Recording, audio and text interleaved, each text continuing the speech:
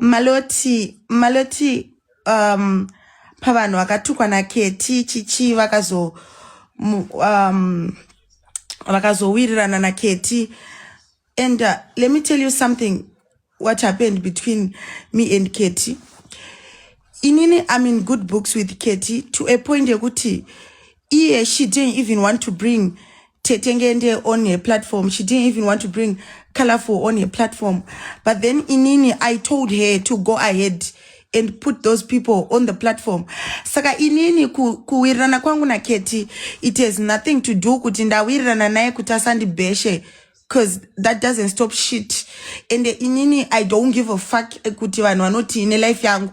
Bitch, if I was that private, I wouldn't let people into my life. Kana ndishinyara ne life yangu ana Colorful vachevao nesambo vaunza mu life mangu. So don't get it twisted. Ndijoka. Pabati sisei papo. I told her kuti, you know what, kana Tete vachida kuuya uzotaura vape platform, kana Colorful vachida kuuya uzotaura mupe platform. But I'm now in good books with her zvekuti aikwanisa kuti mutaiwa usavaunze, but I said it doesn't matter. So inini, don't say hey kutuka vanhu chichi. Bro, atipengi atingotuke vanhu, totuka vanhu kana tatadzirwa, kutongweri kana tatuka vanhu.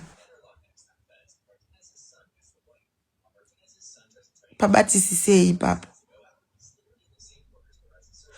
Mirandibva ndatokublock chawanzwa because uri dofo ende aundinzwisise, saka handizivi kuti uri kudzengereka chii palive yangu. Kana usinganzwisise zvandiri kutaura, mira ndikubloke. Thank you. Kuguru wetu kuuya mbawa. Ndakuona ngi maproducer muZimbabwe ndakutoura music. Ndaimboshora ma artist chiti pamwe artist ndakutadza kuimba, but seriously, what is this? From this. And it's not the first time. Yeuti song inotonakidza freestyle. Ma freestyle ndakunakidza darika masong chachero. Producer muri say muchuna mukwanza muchunei. Muchuna mukangasa masong. Taona zona ma freestyle darika song chachero ya producer. How? Pakaitika song freestyle ya Mad Vibe.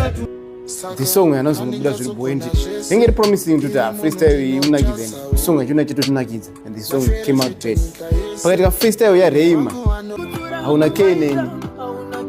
Song yoneka uya aina mutunakidza yatozomutrenda sezvo taifungidzira. Freestyle yautonakidza darika song ya producer. Sei saka ma producer ndimukura ya ma songs ere. Tongo record nemafoni because ma freestyle yautonakidza darika ma songs ya producer. Ma producer tukupira imari. Tozoziva sei kuti masong amwe esa kuti bo anengachirekordwa anengachibowa zvishuwa. Maybe artist autosvika nemelody yake iri bowa nesong iri bo kuna producer, but producer uzorekorda zvake nyemba. Chii hamusopiwa mari?